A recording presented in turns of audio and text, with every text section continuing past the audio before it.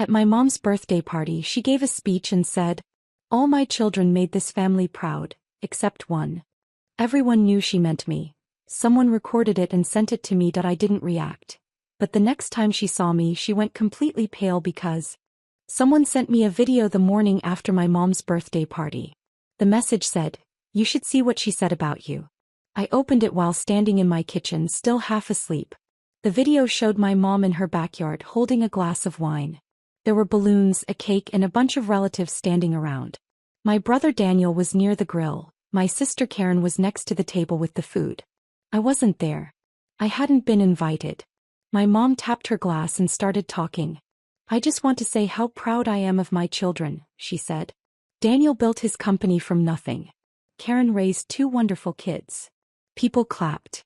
Then she smiled and added something else. "All my children made this family proud, except one." There was a pause. Someone behind the camera whispered, "Sandy." That was me. My mom shrugged a little. "You know how it is. Some kids just don't turn out the way you hope." A few people laughed awkwardly. Someone coughed. Then the video ended. I watched it once and put my phone down. The strange part was that I had paid for most of that party.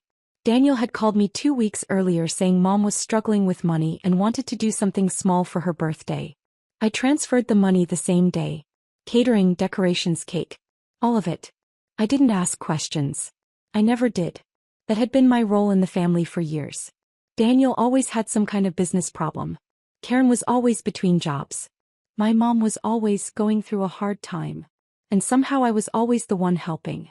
3 years earlier my mom almost lost her house because she hadn't paid property taxes for 2 years.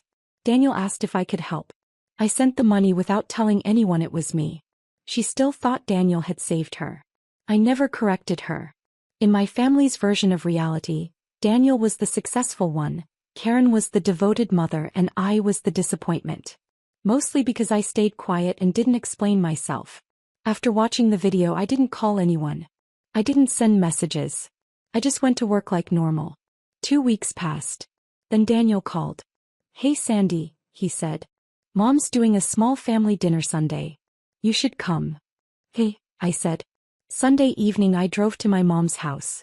When I walked inside, everyone was already sitting at the table. Karen looked surprised to see me. Daniel gave me a quick nod.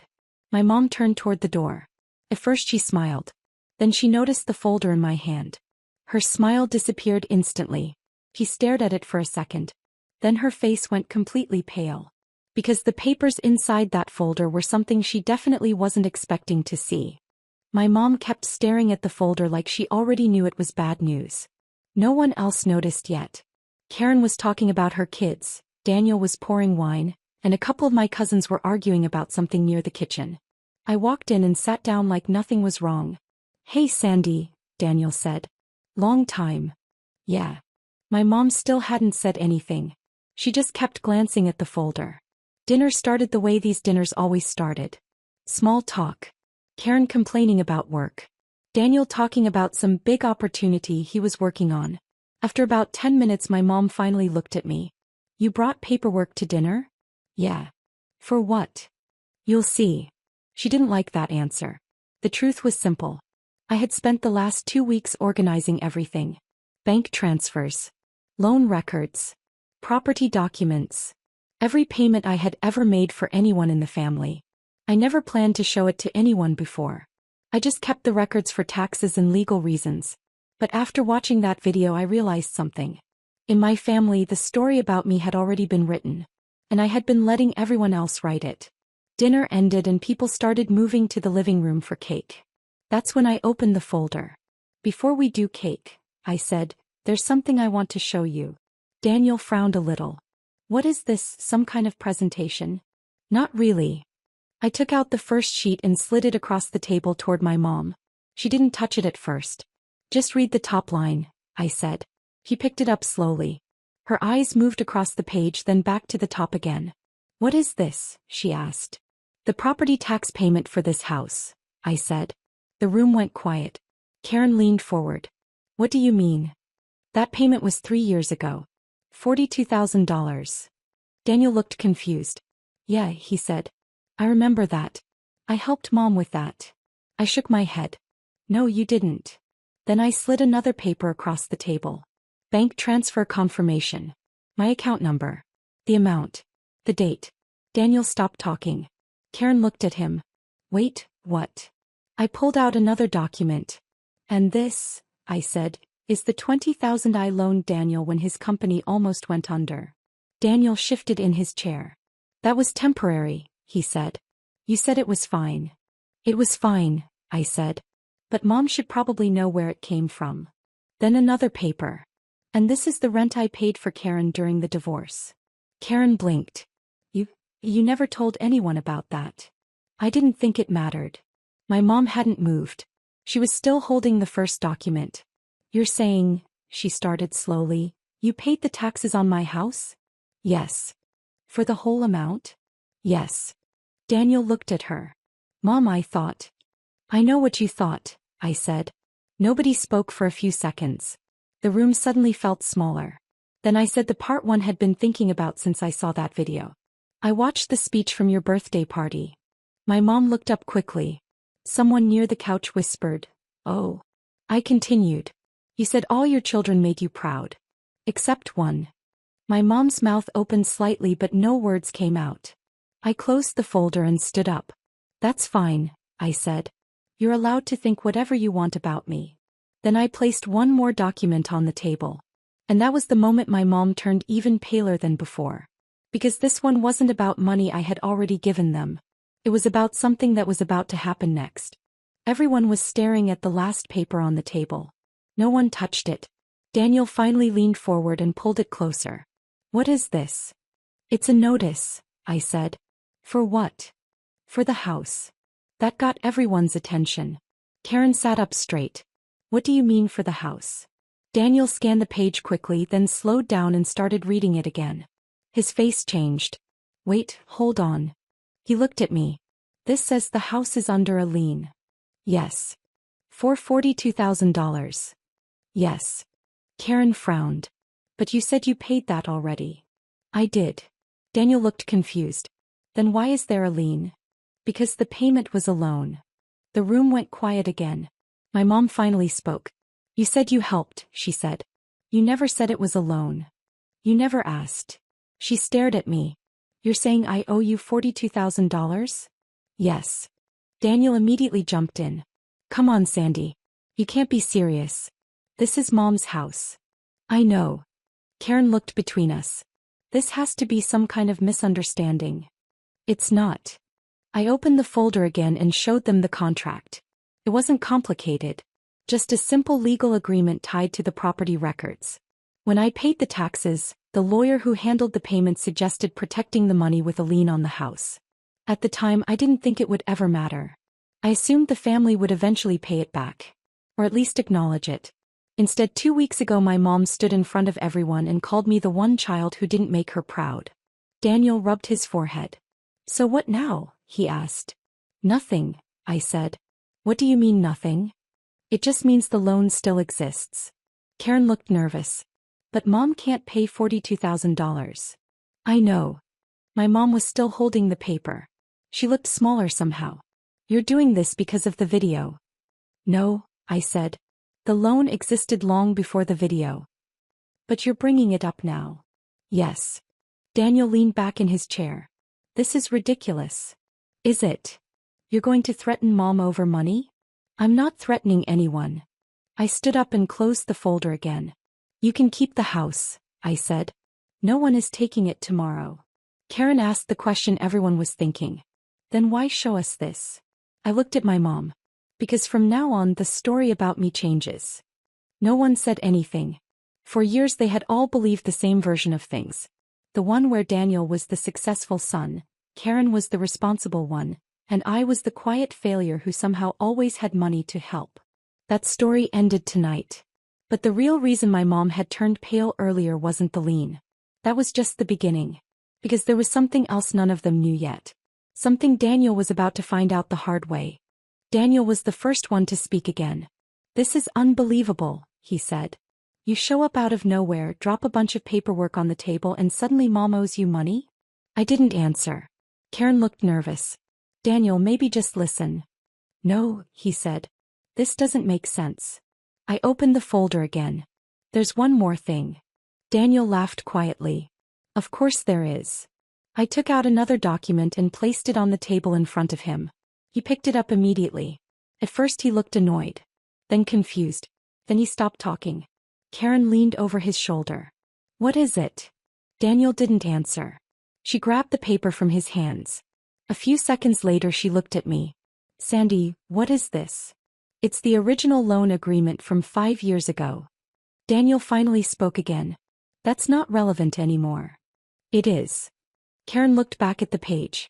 Daniel, she said slowly, this says you personally guaranteed the loan. He shifted in his chair.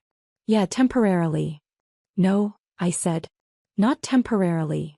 The room felt tense again. Karen kept reading. Wait. This says if the loan isn't repaid, the guarantor becomes responsible for the balance. Daniel looked annoyed. I know how guarantees work. Then you should also remember who gave you the money. Daniel looked at me. You said it was help.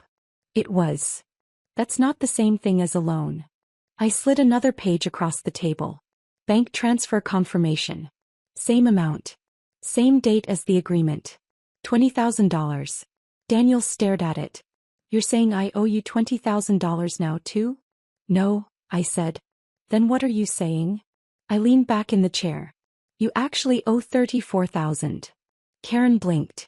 Where did the other 14 come from? Interest.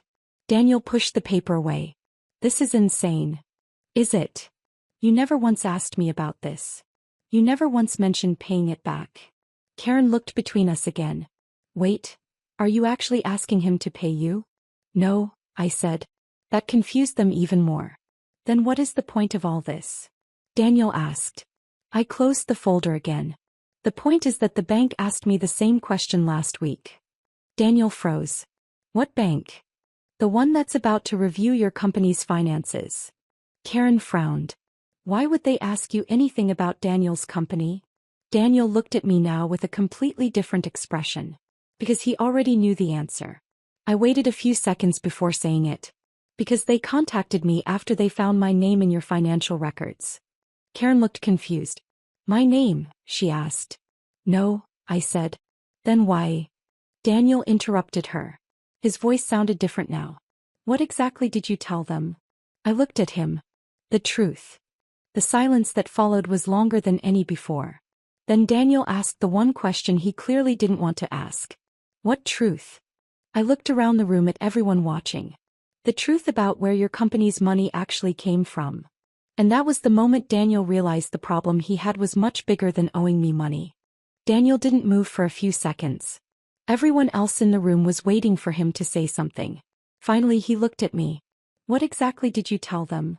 The truth, I said again. Karen still looked confused. Can someone explain what's going on? Daniel ignored her. You talked to the bank about my company? They called me. Why would they call you?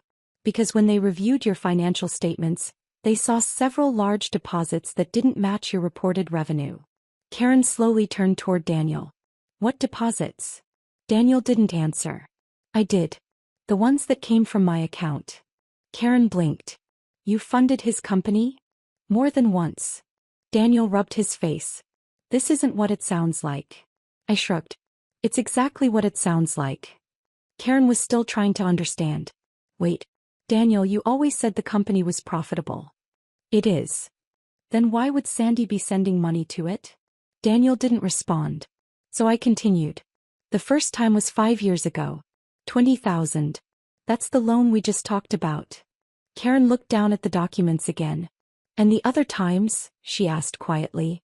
3 more transfers, I said. Totaling 86,000. The room went silent again. Karen stared at her brother. You told everyone the business was growing.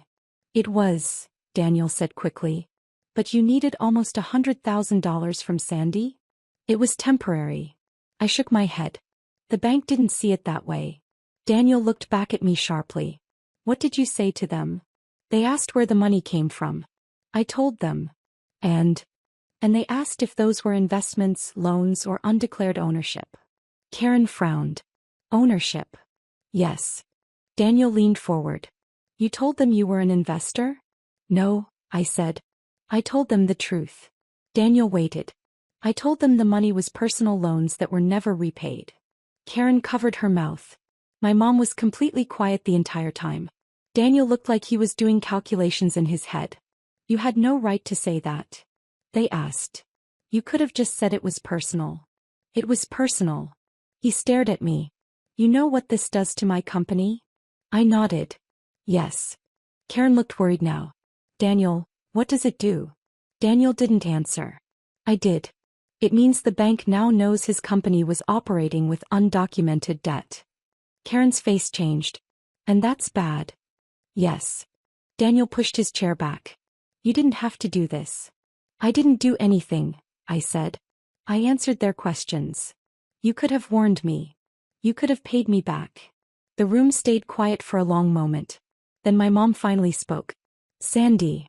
It was the first time she had said my name all evening. Why are you doing this to your family? I looked at her. For years, I said, I helped this family quietly. No one argued with that. And 2 weeks ago, I continued, you stood in front of everyone and said I was the one child who didn't make you proud.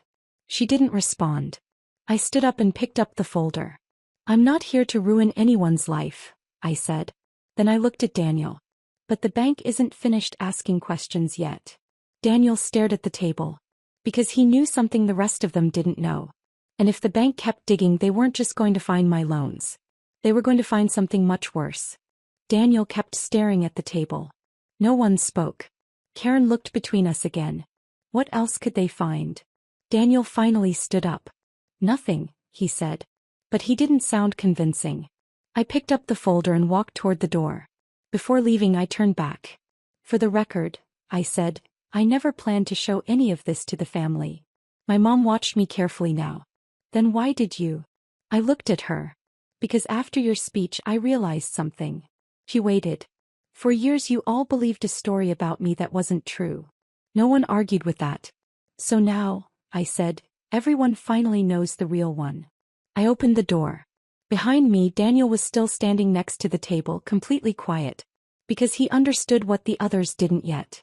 The bank had only started asking questions. And once they finished, the family wouldn't be talking about my loans anymore. They would be talking about his company. And that was a much bigger problem.